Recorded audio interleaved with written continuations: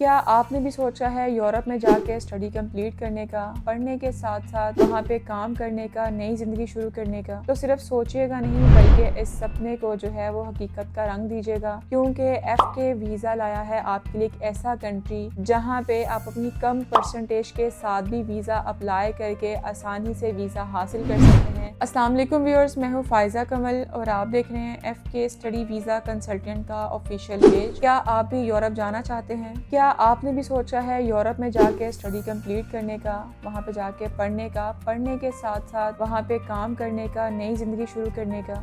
तो सिर्फ सोचिएगा नहीं बल्कि इस सपने को जो है वो हकीकत का रंग दीजिएगा। FK वीज़ा के साथ अब आप यूरोप में जाके अपनी पढ़ाई मुकम्मल करने के साथ साथ अपनी नई ज़िंदगी शुरू कर सकते हैं,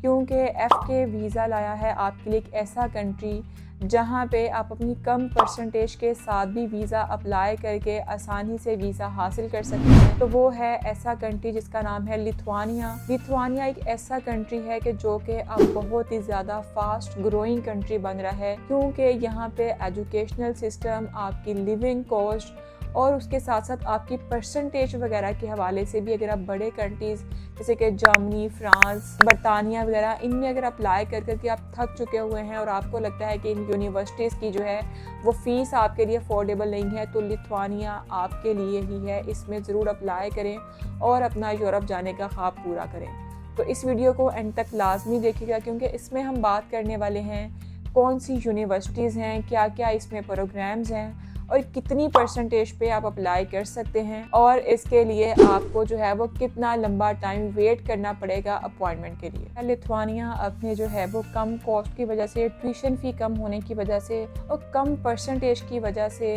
जो है पाकिस्तानियों के लिए अभी का जो है एक फेवरेट डेस्टिनेशन बन चुका हुआ है, क्योंकि इसकी ट्यूशन फ़ी, इसकी यूनिवर्सिटी फ़ी आपके लिए बहुत ही ज़्यादा अफोर्डेबल है। और इसके अलावा इसका बेनिफिट ये है कि यहाँ पे किसी भी तरह का कोई भी लैंग्वेज बैरियर आपको फेस नहीं करना पड़ता है, बल्कि ये है कि इंग्लिश स्पीकिंग ही ये कंट्री है। इसके लिए आपको जो है वो इंग्लिश पे जो है वो अबूर हासिल होना चाहिए, ताकि आप जो है इजीली वहाँ पे लोगों के साथ कम्युनिकेट कर सकें। और अगर आप वहाँ पे जाना चाहते हैं, वहाँ पे काम करना चाहते हैं, तो उसके लिए भी बहुत बेहतरीन ऑप्शंस आपके पास अवेलेबल होंगे, क्योंकि लिथुआनिया जो है ये शेंजन जोन में आता है। और अगर आप लिथुआनिया की किसी भी यूनिवर्सिटी में आप तालीम हासिल कर लेते हैं, तो यूरोप की किसी भी कंट्री में जाके 29 कंट्रीज़ में जाके आप ट्रैवल कर सकते हैं। वहाँ पे आप जॉब के लिए अप्लाई कर सकते हैं। जॉब के साथ साथ आप वहाँ पे अगर इन्वेस्टमेंट करना चाहेंगे अपनी स्टडीज़ कंप्लीट होने के बाद, या अपना कोई छोटा सा स्टार्टअप लेना चाहेंगे, तो इन 29 कंट्रीज़ में अब वो भी हासिल कर सकते हैं। लिथुआनिया में यूनिवर्सिटीज़ की कोर्सेज़ की अगर हम बात करें, तो लिथुआनिया में 40+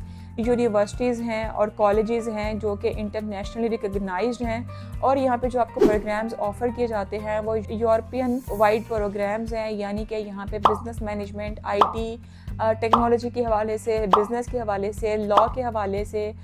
हर तरह की फ़ील्ड के हवाले से, साइंसेस के हवाले से, इंजीनियरिंग के हवाले से, किसी भी फील्ड में अगर आप जाना चाहते हैं तो आपके पास बहुत ही ज़्यादा एक वास्ट अपॉर्चुनिटीज़ हैं, वास्ट ऑप्शंस हैं यूनिवर्सिटीज़ के लिए, प्रोग्राम्स के लिए। तो बहुत ही अच्छा ऑप्शन है कि अगर आपकी इन 40+ यूनिवर्सिटीज़ और कॉलेजेस में से किसी में भी अगर आप वहाँ पे एडमिशन हासिल कर सकते हैं, वहाँ पे अपनी स्टडीज़ कंप्लीट करने के बाद आप यूरोप के किसी भी कंट्री में इजीली मूव कर सकते हैं। एलिजिबिलिटी क्राइटेरिया की अगर हम लिथुआनिया में बात करें, तो वो लोग जो लिथुआनिया में स्टडी वीज़ा अप्लाई करना चाहते हैं, जिनकी परसेंटेज बहुत अच्छी है, 60, 70, 80% के लिए तो बहुत ही बेस्ट ऑप्शन है। लेकिन 50% वाले लोग जो हैं वो बिल्कुल भी परेशान ना हो, क्योंकि लिथुआनिया मॉडरेट प्रोफाइल वाले लोगों को भी जो है वो प्रेफरेंस देता है। इसके लिए ज़रूरी नहीं है कि आपके पास 60-70% मार्क्स हैं तो ही आप अप्लाई करें। हाँ, आइल्स की अगर हम बात करें तो आइल्स इसके लिए ज़रूरी नहीं है, लेकिन जिन बच्चों की परसेंटेज कम है उनके लिए मैं यही प्रेफरेंस दूंगी उनको कि वो अपना आइल्स ज़रूर कंप्लीट कर लें,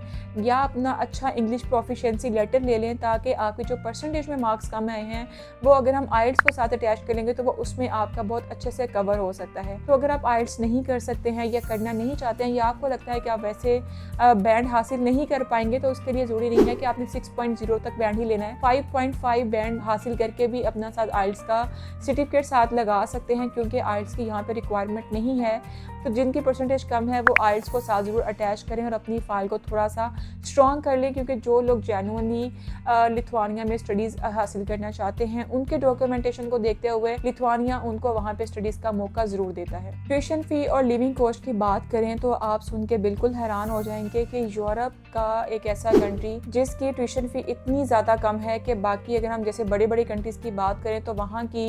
जो पर मंथ का बजट है वो लिथुआनिया में सिर्फ आपका पर ईयर का बजट है, यानी कि 3000 से 6000 यूरो, यानी कि सिर्फ 3000 से 6000 यूरो पर ईयर आपकी ट्यूशन फ़ी की कॉस्ट आती है।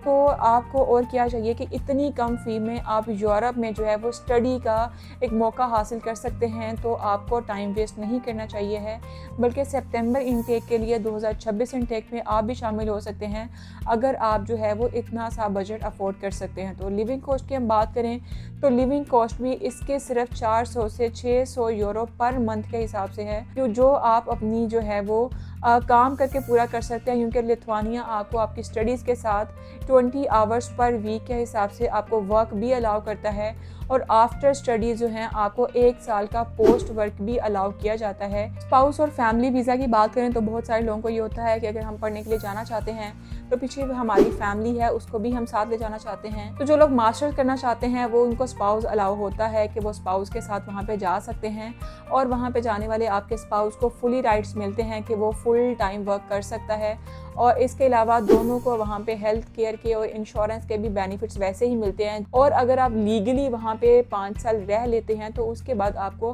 परमानेंट रेजिडेंट मिलता है और आप हर तरह की फैसिलिटीज़ को वहाँ पे अवेल कर सकते हैं। अब हम बात करने वाले हैं इसकी अपॉइंटमेंट के हवाले से कि अपॉइंटमेंट के क्या क्या इश्यूज आते हैं। तो सबसे अच्छी बात अपॉइंटमेंट के हवाले से ये है, गुड न्यूज़ पाकिस्तानियों के लिए यही है कि लिथुआनिया की अपॉइंटमेंट्स पाकिस्तानियों के लिए बहुत स्मूथली मिल रही हैं। जिन लोगों ने 2025 में अप्लाई किया उनको भी इजीली अपॉइंटमेंट्स मिल गई, जिन्होंने फरवरी इनटेक के लिए अप्लाई किया उनको भी बहुत इजीली अपॉइंटमेंट्स मिल गई। तो आगे सितंबर इनटेक आ रहा है 2026 के लिए, तो अभी आपको वक्त ज़ाया किए बगैर अभी से अप्लाई करना चाहिए। 16 अक्टूबर से आगे ऑनवर्ड इनके एडमिशन्स ओपन हो चुके हैं। अगर आप सितंबर इनटेक में अप्लाई करना चाहते हैं तो वक्त ज़ाया किए बगैर अपने डॉक्यूमेंट्स को कंप्लीट करें और डॉक्यूमेंट्स को कंप्लीट करके हमारा ऑफिस ज़रूर विजिट करें ताकि हम आपका यूरोप में जाने का ख्वाब पूरा करने में आपके मददगार साबित हो सकें। और अगली वीडियो का ज़रूर इंतजार करेगा, उसमें हम बात करेंगे कि लिथुआनिया के लिए कौन कौन से डॉक्यूमेंट चाहिए और उनकी अटेस्टेशन आपने कहाँ से करवानी है। अगर आप मज़ीद किसी भी तरह की कोई इन्फॉर्मेशन पूछना चाहते हैं तो आप कमेंट सेक्शन में ज़रूर बताइए।